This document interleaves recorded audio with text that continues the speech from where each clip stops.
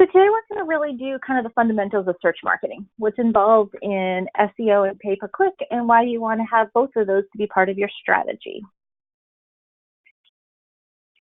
We'll talk first about search marketing in general, then what pay-per-click will do for you, and then what search engine optimization is for.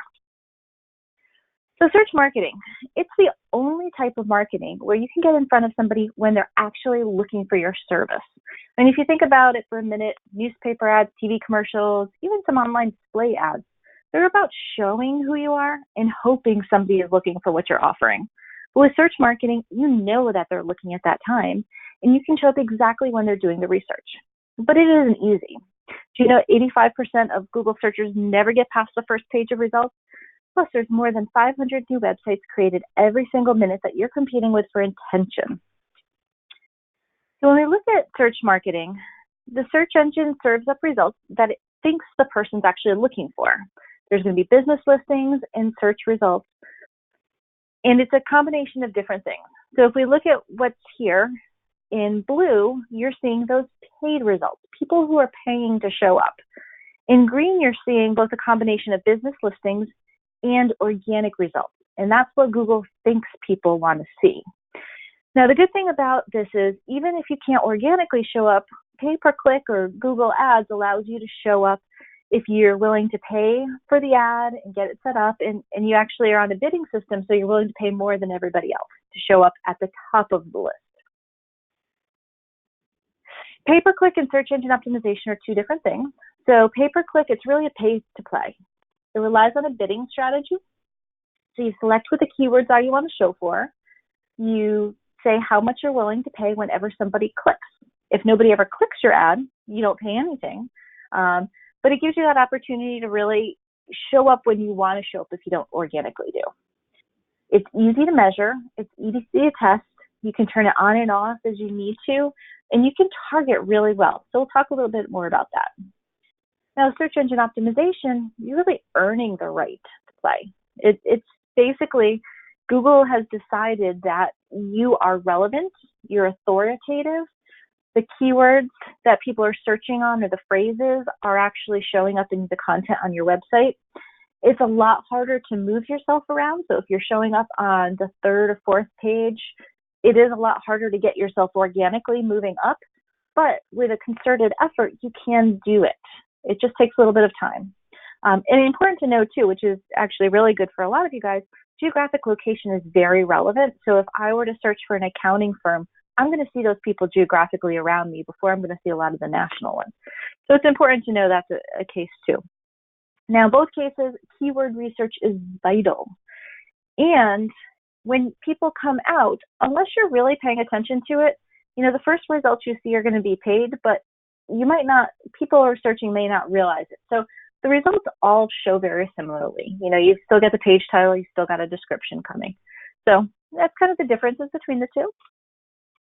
Let's start with pay-per-click. This is where you get to target. So when you're creating a new campaign, you really want to build a campaign that supports what your goals are. And it's important to kind of take a step back before you even get started to think about what those goals are. Are you trying to only promote a specific service? Are you trying to show up for people in a certain geographic area?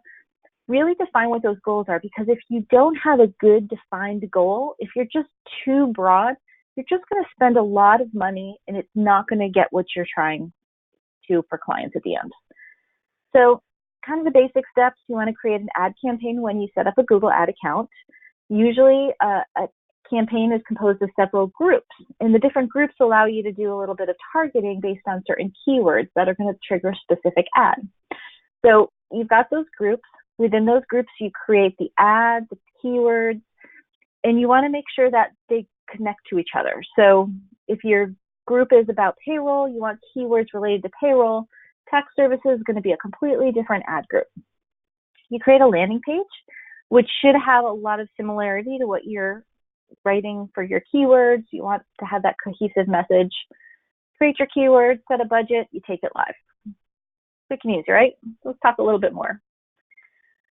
Keyword selection is key to everything. So Google Ads has a great tool called Keyword Planner, which allows you to get an idea on certain keywords How much competition is there? How many searches are there? And you can use that to help create what your strategy is.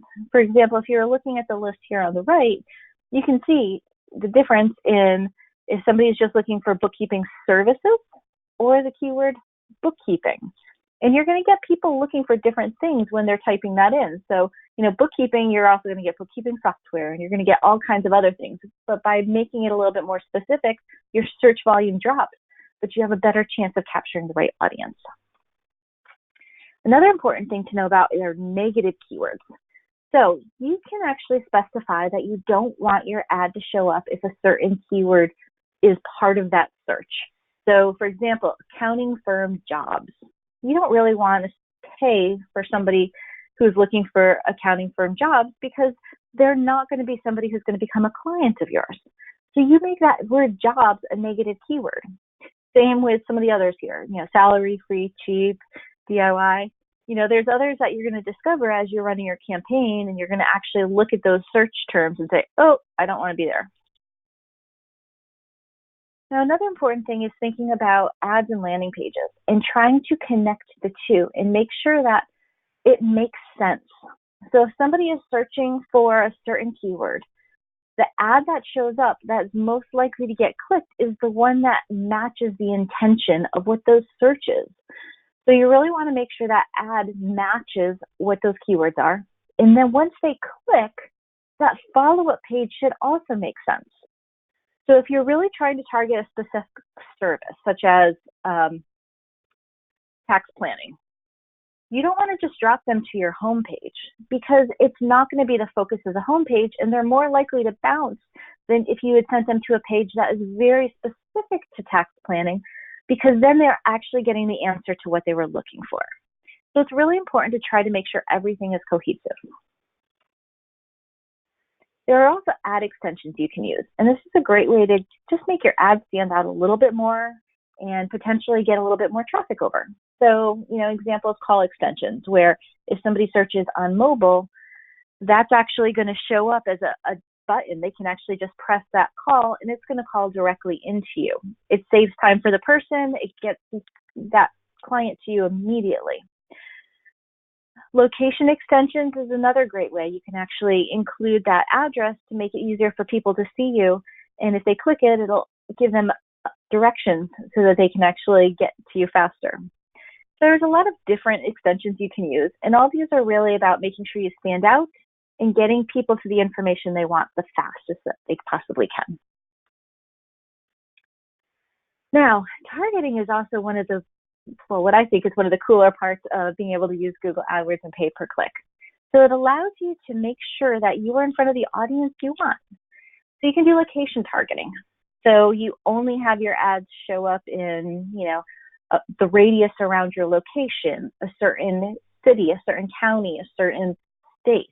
You're able to kind of determine what that location is that you want to show up for. Demographic targeting lets you limit your ads based on age range, gender, household income. I mean, the information is always going to be perfect, but Google knows a lot about people and who they are and can really target. So by doing this, you may know that the services that you're trying to target, they're really people who middle age are more likely to buy or more likely to be searching. So you can actually limit to that age range. And then time of day targeting. It allows you to have different messages based on different times of day. So maybe somebody who's searching after hours when you have nobody in the office gets a different ad or a different landing page than somebody who's searching during the day when there's somebody ready to answer that phone or send back that message right away. It can also allow you to turn things on and off. Maybe you don't want anybody who's going to see your ads on the weekends because anybody on the weekends less likely to be a business and less likely to buy the service that you actually want. So you can do a lot of creative things with targeting, and this is one of the great things about using pay-per-click. Now, it's really important to make sure you're always watching and optimizing your campaigns. So you want to take a look at them. You want to look at what are the keywords that people are searching on? What are the actual phrases they're searching on? Because people are going to use terms in that full phrase that you might say, hey, this is great. I need to make sure I include more of these terms in there. Or maybe you realize there's a negative keyword that you need to add. and you didn't think of it the first time, but now that you're seeing people coming to your ads and you're paying for it, you want to go back there. You also want to test things like ad copy. Maybe one ad's not performing well, so let's try a slight variation to see if that one performs better. You can also use the landing pages. You can have 2 different landing pages, but the same ad. See, once somebody comes to the landing page, are they more likely to stick around? Or are they bouncing even more than they were on the other one? So lots of things to test. We recommend you definitely run tests to try to optimize and make sure you're doing the best you can. So for example, here's an example of doing an A/B testing, which both of these have very similar headlines, but different subtext. And you can see, is using Bay Area actually going to make it stand out more? Is it going to make it people more likely to click? You can use different things and see what works best for you. And when we were doing our testing on this, we found free consultation worked better. So now you can use that, and then you could potentially change up something else, a different piece of it. And that's really what the testing is about, is making sure you're getting the very best performance you can. So let's talk a little bit about search engine optimization now. And this is really all about, being shown organically. So there's not an additional cost every time somebody clicks on your listing. It's making sure that you show up when people are searching without having to put that extra effort and time into creating campaigns. So it's really made up of 2 parts. On-site optimization, which are those things you're going to do on your website, and then off-site optimization. So things that are happening outside your website, external links, business listings. So we talk about on-site optimization. There's 2 places where search engines are looking to understand what it's about. So it's the actual content on your page. That's what you're seeing right in front of you. But then there's also metadata. And this is information that you can't see just by looking at your page. You can see it by looking at the source code of your page, but it does show up in search engine results too. So it's important to make sure you're paying attention to it, because it's one of those things that tells Google or Bing what it is that your page is about. Content is king. I'm sure people have heard this in the past. So you want to think about what people are actually searching for. And then when you're writing those pages, make sure those search phrases are there. So if you have a page about tax preparation services, well, is that the keyword that somebody is going to use? Are they going to search for who does tax preparation? I need somebody to help with tax preparation. Think about what those keywords are that bring somebody over that are the people you actually want. And that's an important thing too. You don't want anybody who searches on the word tax preparer, but you want people who are searching on a certain phrase that might actually be the client you want to get. So think about that. You also want to make sure you have good page titles. You want to have the relevant keywords in there. You want them to have, 5 to 10 keywords. And you want them to, you need to understand that they show on the search results. So I'm going to pick on, some of the big job sites. If you search on find a job, that's your actual keyword. The Forbes site appears because they have optimized their page title, and even the URL. Plus, as I'm reading it and looking at it, it looks like they're going to give me the information that I want. The 6 ways to find your next job. That's what I'm looking for if I'm searching on find a job. Career Builder's popping up, but that doesn't mean that's the information I want. It's just going to be listings, and I might just pass right by it, even though it's one of the more important things. Same with Indeed. So I talked a little bit about metadata and how that's another indication. It works with the written copy on your page to highlight what the page and the website's about. So it's a great way to make sure Google's showing the message that you actually want to see. So in this case, the person's trying to highlight that they're a local firm. So they built the location right into the page meta description. That ensures that when Google displays the description for the page, the location's visible. If you don't put a meta description, Google's just going to pull whatever terms it wants off your page, and it doesn't always make sense. So since it's coded into the structure of your web pages, you can't see it from the web page itself unless you were looking at some specialized tools, but you can see the results of having it there, in that it shows when people are searching for you. It also tells Google what that page is about, and it's more likely to actually answer the query which is why Google is going to be displaying it. Now, another important optimization strategy is quality incoming links, also known as backlinks. So those are links that other people are pointing to your web page. And it's really an important factor for Google. It's showing that you have an authoritative page. It's showing that you have a page that's trustworthy because other people want to link into it. So it's just as much an important factor as having good quality content. So don't ignore it, because having a lot of good quality backlinks is going to make a difference. So there's a lot of places you can get them. Here's a quick list that you can use to start to focus your efforts. Are you part of the local chamber of commerce? If so, do they have a directory on their site where you can be listing your services? Or can you write an article for them? And in that article, you can link back to your website as the author and what you do. Same with other things, study groups.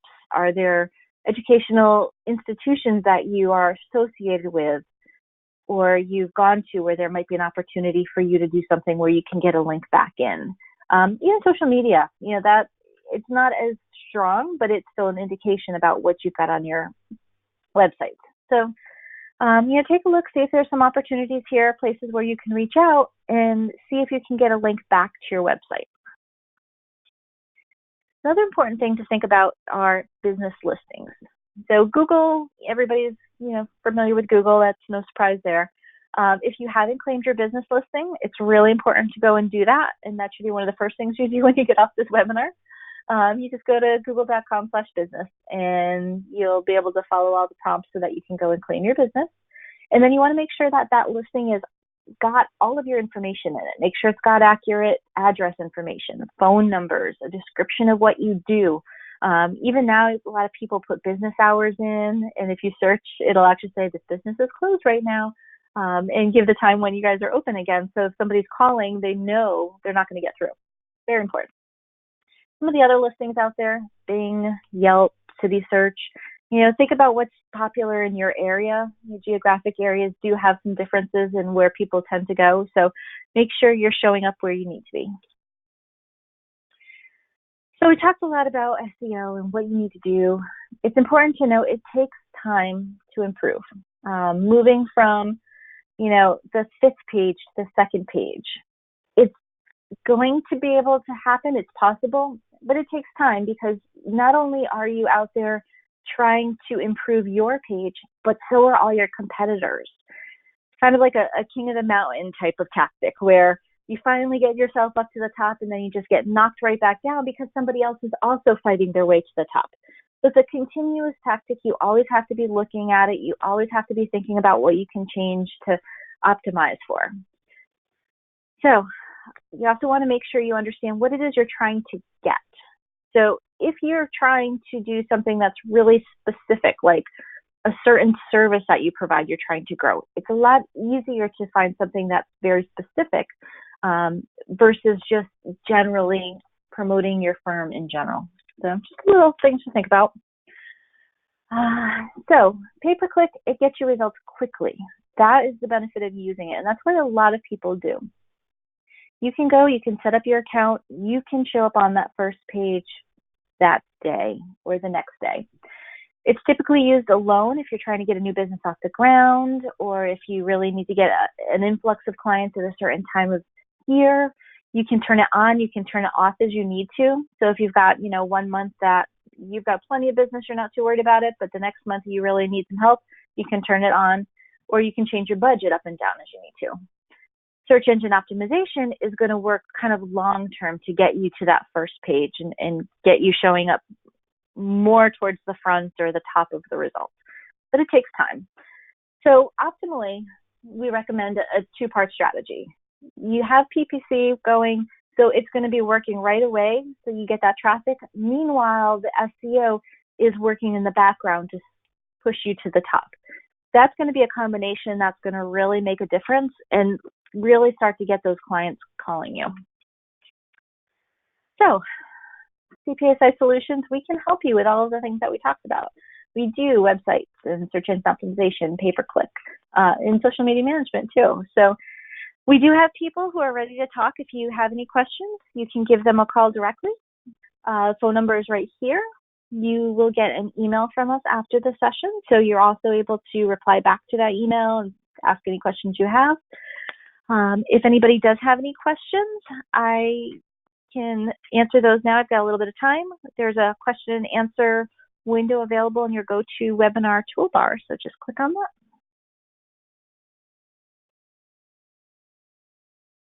I'm just going to kind of sit here. If you don't have any questions, it was great to talk to everybody today, and I hope you all have a great night.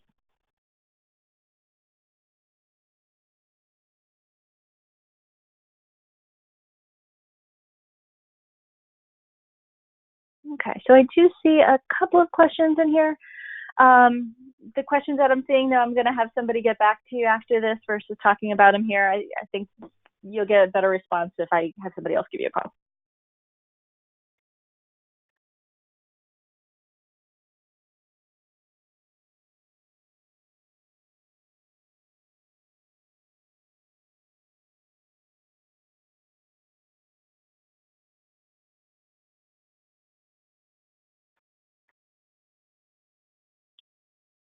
Okay.